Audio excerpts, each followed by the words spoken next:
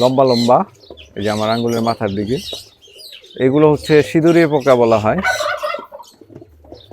আমরা যে কোরন ড্রপটা দিচ্ছি, এটা দিলে এই পোকাগুলো আর থাকবে না। বহিঃপরজীবীর জন্য এটা খুব ভালো কাজ করে।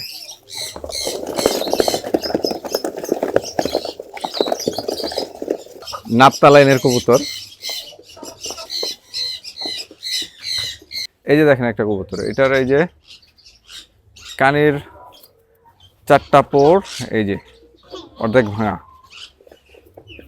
এই কবুতরটা কিন্তু পাল্লাই দেওয়া যাবে না, কবুতর উড়েই হচ্ছে ডানার সাহায্যে।